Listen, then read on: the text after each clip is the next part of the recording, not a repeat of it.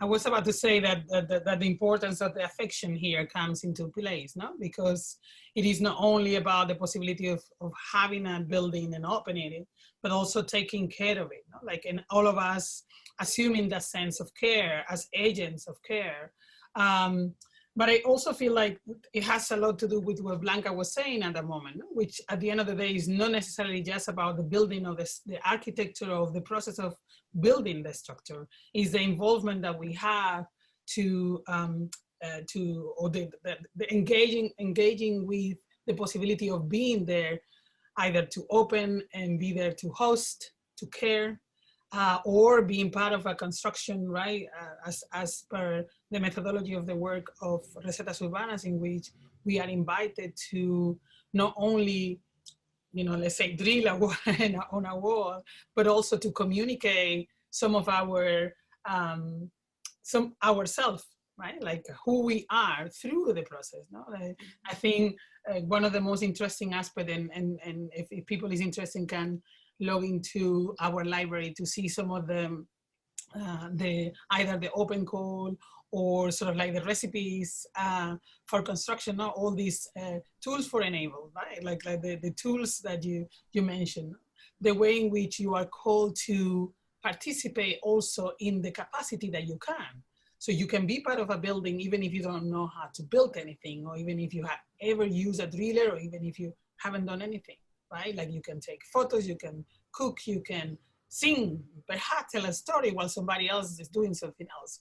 The fact that each and every person invited to One Recetas project is capable to bring who, you know, whatever you have, whatever you do, whatever you are, it's in itself radical. No? The fact that nothing is discarded, I feel like this is very important.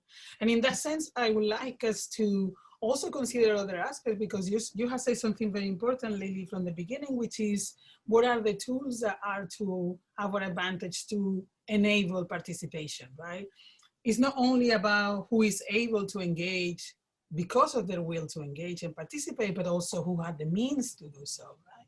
And I think that's also a very important institutional question, how we provide a space for that to happen, how we could sort of like formulate, right, the institution structure and means so people can actually engage and participate. And I don't know if you have any clarividence, any wisdom on that, but I'd love to hear your opinion. I think it brings to mind, like in terms of scale, as an organization, the capacity to be elastic to a certain extent, or to adapt to in response to the needs of a particular project, or the kind of the, yeah, I guess which ties in with the sort of timescales for planning and production, which is that I kind of dovetail into the sense of the curatorial, or like whatever, you know, how we think about organizing and creating space for people to enter into and to have a voice within, as like in an active way.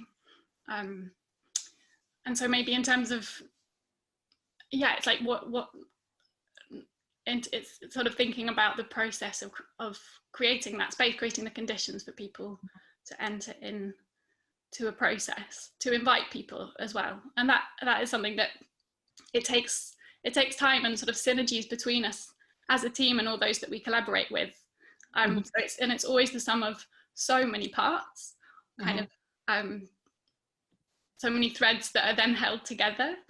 And I think the challenge is creating the space that people do feel that they have a voice within that process, and that they have a sense of autonomy within that collectivity. So it's like the individual in relation to the collective, and one doesn't preclude or exclude the other. And that balance is something that's a constant process of kind of striving towards, and a kind of constant act of sort of maintenance as well, I think. And it's a kind of, and it's a sort of daily process, starting from maybe like from an idea, then leading into, yeah, constant kind of renewals and continuations of conversations that lead to that kind of affection that we're talking about between humans, individuals, both within the team and extending then that outwards to whoever we collaborate with and continue to invite from either the neighborhood or much further afield. Yeah.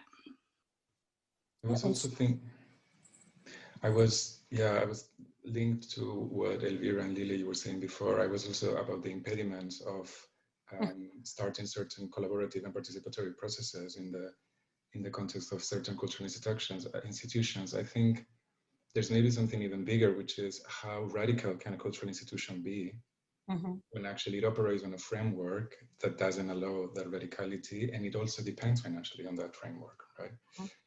And this is something that applies in general to the programming of cultural institutions, but also I was very aware of that when I was researching on all the regulations that all the pandemic has brought, right?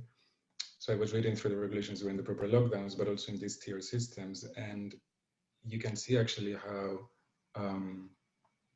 let's say that establishments that does decision making in terms of how that allows a platform for cultural institutions to interact, let's say, and to operate.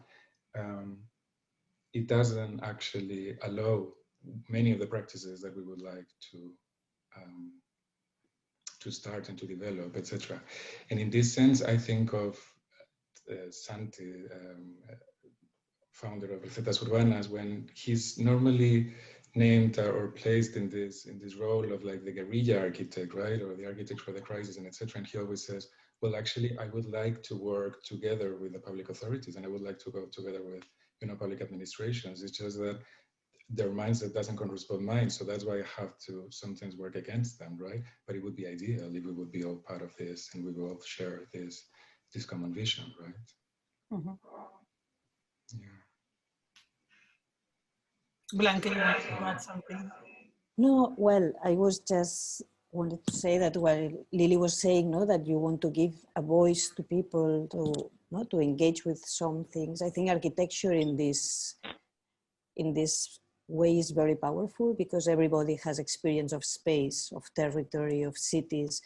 Even if they don't know that they have this knowledge, all of us have this knowledge. So I think it's a very good platform to give a voice to everybody and to understand that everybody has a voice when we are talking about space, territories, or architecture, cities.